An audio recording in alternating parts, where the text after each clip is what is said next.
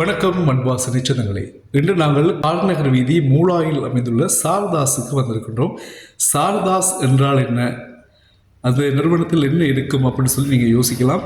ஆனால் ஒரு கலைத்துறை சார்ந்தவர்களுக்கு இந்த சாரதா என்ற நாமம் மிகவும் பரிச்சயமாக இருக்கும். வணக்கம் அம்மா, உங்களை சந்தித்ததில் மகிழ்ச்சி அடைகிறோம், மிக்க மகிழ்ச்சி அடைகிறோம். என்று சொன்னால் ஒரு கலையினுடைய ஒரு பொக்கிஷம், அடையாளம், எத்தனையோ மாணாக்கர்களை உருவாக்கிய ஒரு தற்பெருமை இல்லா, தலைக்கிணம் இல்லா ஒரு ஆளுமை நீங்கள். உங்களை சந்தித்ததில் நாங்கள் மகிழ்ச்சி அடைகிறோம்.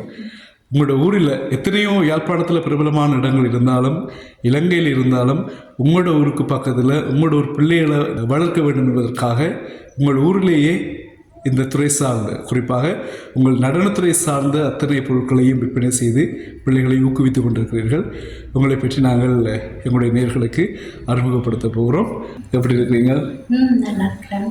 இலங்கைக்கும் உங்களுக்குமான இடைவெளி இருக்கக்கூடாது என்பதற்காக இந்த ஒரு முயற்சி நீங்கள் மேற்கொண்டிருக்கிறீங்க.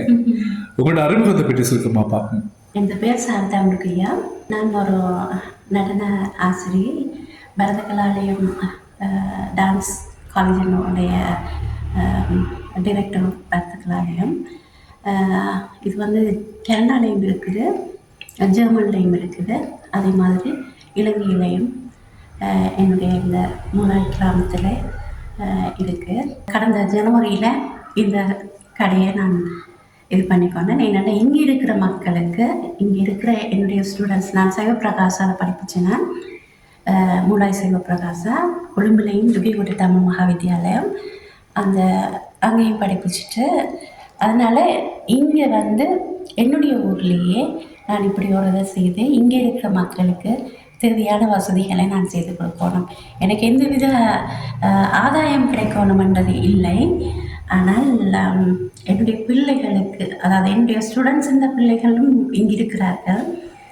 என்னுடைய குடும்பம் என்று சொல்லும் பொழுது, என்னுடைய தந்தை அதிபராக இருந்தவர் மூலாய் அமெரிக்கன் மிஷன் கலவர் பாடசாலையில். ஆனால் அவர் ஃபர்ஸ்ட் கிரேட் பிரின்சிபல். தன்னுடைய கிராமத்துக்குள்ள தன்னுடைய சிறிய பாடசாலையில் இருக்கணுமெண்டு.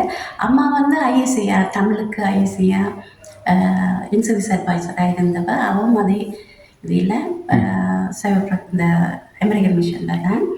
எனக்கு 5 சகோதரர்கள், எனக்கு 3 பிள்ளைகள். மகனும் மகளும் கனடாவில் இருக்கிறாங்க. மற்ற இன்னொரு மகள் ஜெர்மனில் இருக்கிறாங்க. இவ உங்களோட மகள்? 12 வயசுல அரங்கேற்றம் செய்திருந்தேன். அப்போ அந்த நேரம் எடுத்த படம் என்னுடைய குரு கிருஷாந்தி சேனதிராஜா ரவீந்திரா அவர்கள். குருகுலம் மூலம் அவர்கிட்ட நான் கற்று வந்தேன். என்னுடைய அவர் பாடசாலையை சுழிபுரத்தில் தான் ஆரம்பிச்சிருந்தேன். அந்த பாடசாலையில் நான் முதல் ஃபஸ்ட் பேட்ச்னு சொல்லணும் நாங்கள். அப்படியே அடுத்தது நான் மட்டக்களப்பு விபுலானந்த இசை நடன கல்லூரியில் தான் டிப்ளமா செய்திருந்தேன். மற்றது பயிற்றப்பட்ட ஆசிரியராக,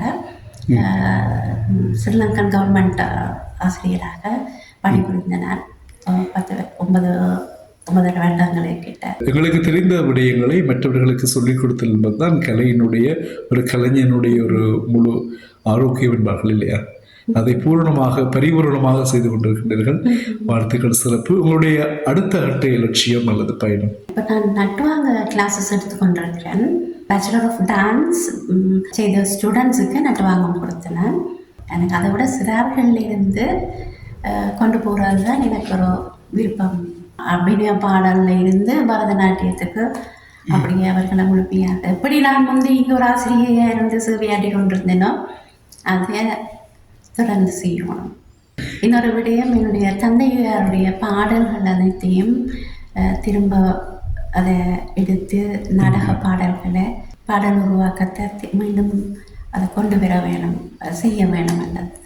கண்டிப்பாக உங்களுடைய ஆசை எண்ணம் நிறைவேற நாங்களும் பிரார்த்திக்கிறோம், வாழ்த்துக்கிறோம். மிக்க நன்றி. மண்வாசனை சேனல் பிரசாந்த் அவர்களுக்கும் மண்வாசனைக்கும் என்னுடைய மிக்க நன்றிகளை தெரிவித்துக் கொள்கின்றேன். இந்த கிராமத்து சூழலுக்கும் மூலாய் காரநகர் வீதியில் அமைந்துள்ள என்னுடைய கடைக்கு வந்து செல்லுங்கள் என்பது என்னுடைய தாழ்மையான வழக்கமாக இருக்கிறது. கண்டிப்பாக நீங்கள் சொல்லவே தேவையில்லை. நிறைய பேர் வருவாங்க, இந்த காணொலியை பார்த்துருப்பாங்க, கண்டிப்பாக வருவாங்க. நீங்கள் கூப்பிடவே தேவையில்லை. உங்களை சந்திக்க வச்ச இறைவனுக்கும் நன்றி. உங்களுக்கு இறைவனுக்கும் நன்றி.